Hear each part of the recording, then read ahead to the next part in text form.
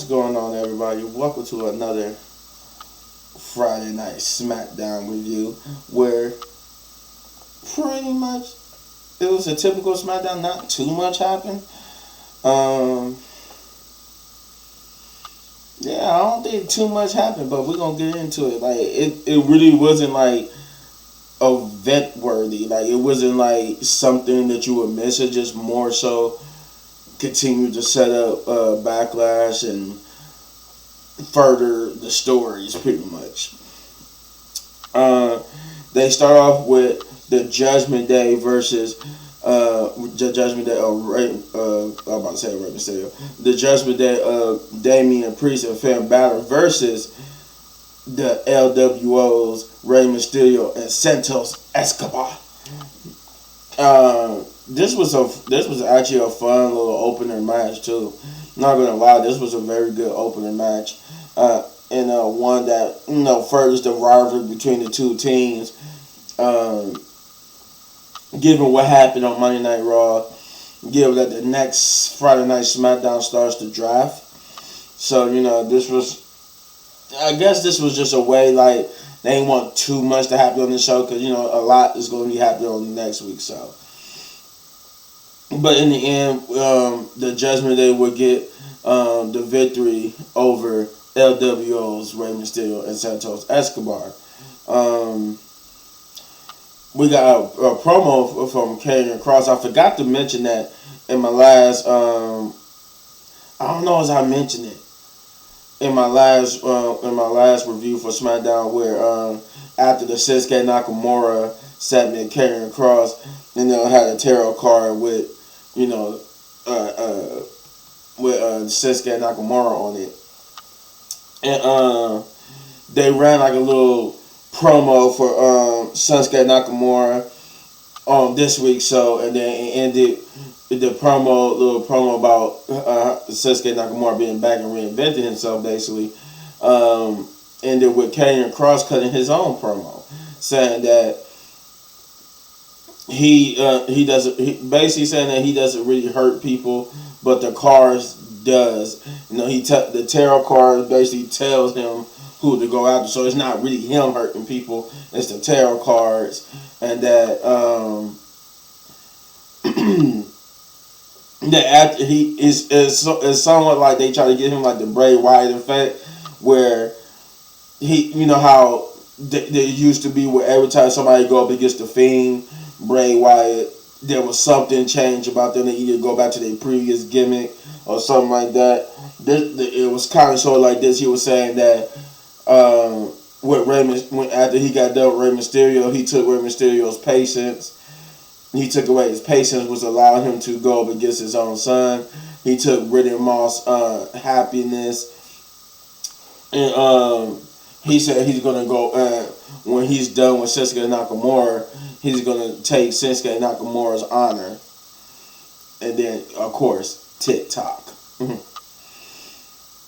And then we got a good tag team match of Braun Strowman and Ricochet versus the Viking Raiders. This was also a good tag team match. For all the reinventing they did with the Viking Raiders, I would love the Viking Raiders to get a victory, at least every once in a while, because it's like, what was all of that if you're not going to give them at least a victory, Because now with the Usos no longer being tag team champions, we need teams to step up if we don't want to see the constant repeating of the Usos and whoever holds the title or them holding the title. So I kind of want, like, Braun Strowman then got some wins on the belt. I'm just saying I kind of want to see the Viking Raiders get some wins too. Excuse me. But with that being said, Braun Strowman and Ricochet would get the victory over the Viking Raiders. It was not saying they didn't have a bad showing in this match. It was just that it was just again another loss for the Viking Raiders, and I can't remember the last time they won a match. We would get the first of two championship matches on this show, which was Liv Morgan and Raquel Rodriguez defending the women's tag team championships against Sonya Deville and Chelsea Green. This match was also a surprisingly good match. I didn't think it was going to be that good, but it was surprisingly good. And they gave some good showings to both Sonya and Chelsea Green, though the ending was predictable, but still, it was the way they put over Chelsea Green. Shows it's going at least in a good direction when it comes to even the people losing. They still look good in losses, and that's all I really ask is you're gonna make someone's job, make them look good to where you could tell down the line at least it's a potential for them down the line to win the big one. And that's what they did here with Sonya Deville and Chelsea Green. So it's going to happen in the near future.